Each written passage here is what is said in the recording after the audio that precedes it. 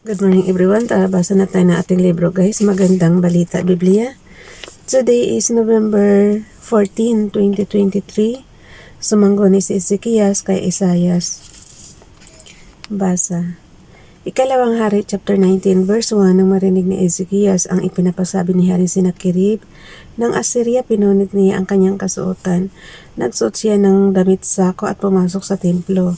Verse 2, pinagsuot din niya ng damit sako si Eliakim na tagapamahala sa palasyo, ang kalihim niyang si Sibna at ang matatandang pari, at pinapunta kay propeta Isaias na anak ni Amos. Verse 3, ipinasabi niya, ngayon ay araw ng kahirapan, kaparusahan at kahihiyan para tayo mga batang dapat nang isilang, ngunit hindi mailabas sapagkat ang ina nito'y wala ng lakas. Verse 4, narinig sana ng Diyos mong si Yahweh ang lahat ng sinabi ng opisyal na sinugo ni Haring Senakherib ng Assyria upang laitin ang Diyos na buhay. Parusahan nawa ni Yahweh na iyong Diyos ang mga lumait sa kanya, kaya ipinalangin mo ang mga nalalabi pa sa bayan ng Diyos. Verse 5, pagdating ng mga inutusang ng hari, verse 6, sinabi ni Isaiah sa mga ito, sabihin ninyo sa inyong hari na ipinapasabi ni Yahweh na huwag siyang matakot sa mga panlalait ng hari ng Assyria. Verse 7, magpapadala si Yahweh ng masamang balita sa hari ng Assyria, at ito'y babalik sa kanyang lupain at doon na siya ipapapatay ni Yahweh. Muling nagbanta ang hari ng Assyria. Ikalawang hari chapter 19 verse 8, umuwi na ang opisyal ng Assyria nang mabalitaan niya na umalis na sa Lakis ang hari ng Assyria. Nang siya ay makabalik, nadatna niya na sinasalakay nito ang Libna. Verse 9, dumating noon ang balita sa hari ng Assyria na sila'y lulusobin ni Haring Tirhaka ng Ethiopia, kaya nagsugo siya uli kay Ezekias at ipinasabi ang ganito. Verse 10,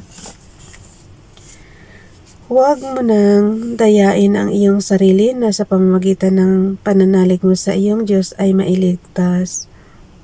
maliligtas ang Jerusalem sa kamay ng hari ng Assyria. Verse 11, alam mo naman kung paano natalo ng mga naunang hari ng Assyria ang ibang lupain, hindi ka rin makakaligtas sa akin. Verse 12, nailigtas ba ng kanila mga Diyos ang Guzan, ang Haran, ang Rezef, at ang mga taga-Eden sa Telasar na tinalo ng aking mga ninuno?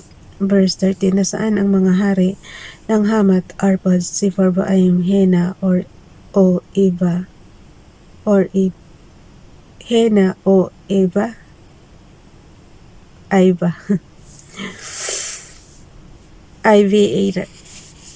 IVA guys. So, yun. Verse 14, binasa ni Ezekias ang sulat na ibinigay sa kanya ng mga sugo ni Senakherib. Pagkatapos pumasok siya sa templo at inilatag ang sulat sa harapan ni Yahweh. Verse 15, nanalangin si Ezekias ng ganito, Yahweh, Diyos ng Israel na nakaluklok sa trono sa ibabaw ng mga kirubin, kayo lamang ang Diyos sa lahat ng kaharian sa ibabaw ng lupa.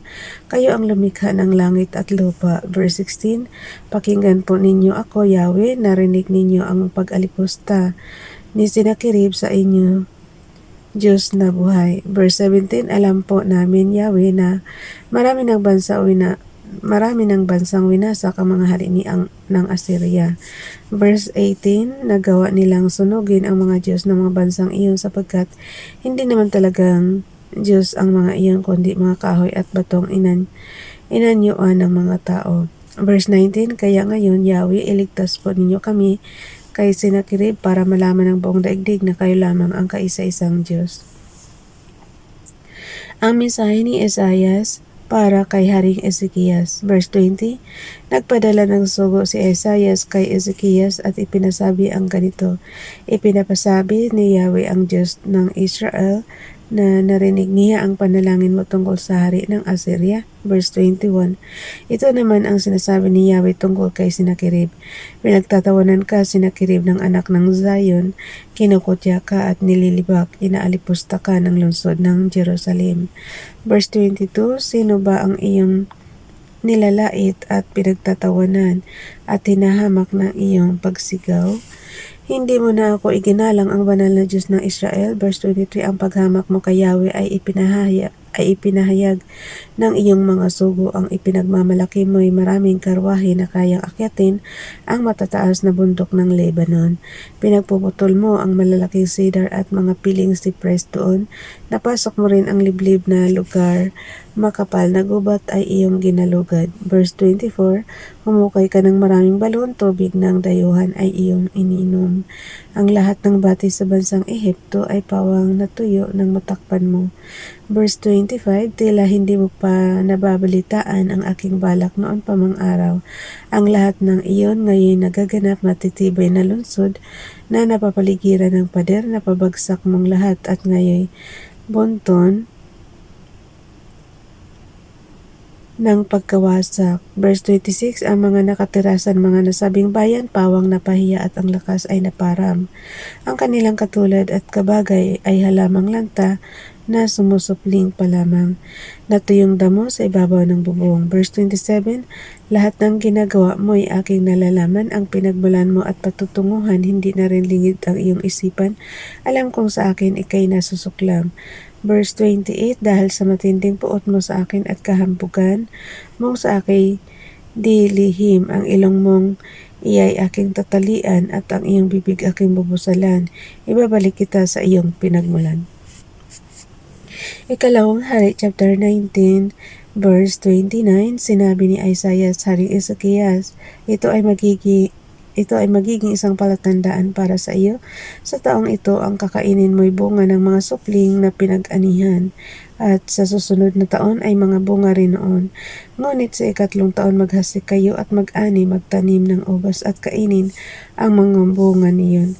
Verse 30, at ang mga natirang buhay sa sambahayan ni Judah ay muling dadamis, mag-uugat at mamumunga ng sagana. Verse 31, so panahon ni Ezekias guys, yung dadami ulit yung ng Judah. Okay, ulitin ko ha. Ikalawang Hari, chapter 19, verse 30, at ang mga natirang buhay sa sambahayan ni Judah ay muling dadami, mag-ugat at mamumunga ng sagana. Verse 31, may makakaligtas sa Jerusalem, may matitirang buhay sa Zion, sapagkat ito ang gustong mangyari ni Yahweh. Verse 32, ito naman ang sinasabi ni Yahweh tungkol sa hari ng Assyria. Hindi siya makakapasok sa lungsod na ito ni makakatudla kahit isang palaso. Hindi niya ito malulusob ni mapapaligiran. Verse 33, kung paano siya dumating, ganoon din siya aalis. Hindi niya masasakop ang lungsod na ito. Verse 34, ipagtatanggol ko at ililigtas ang lungsod na ito alang-alang sa aking karangalan at alang-alang sa aking pangako kay David na aking lingkod. Verse 35, ng gabing iyon, pinasok ng anghel ni Yahweh ang kampo ng mga taga-Assyria at 185,000 kawal ang pinatay nito. Kinabukasan, nang bumangon ang mga hindi napatay, nakita nilang naghambalang ang mga bangkay. Verse 36, kaya nagmamadaling umuwi sa Ninive si Haring Sennacherib. Verse 37, bisan nang si Sennacherib ay nanalangin sa templo ng Diyos niyang Nisroch, pinatay siya sa pamamagitan ng tabak ng dalawa niyang anak na sina Adramelech at Sarezer. Pagkatapos, nagtago ang mga ito sa lupain ng Ararat, at si Esarhaddon ang humalili sa kanyang amang si Haring Sennacherib. Guys, bukas na itong Ikalawang Hari, chapter 20, nagkasakit si Esaias. Mahaba yan eh. Yan kung anuhin natin, abutin tayo ng siyam-siyam dito. For 15 November 2023.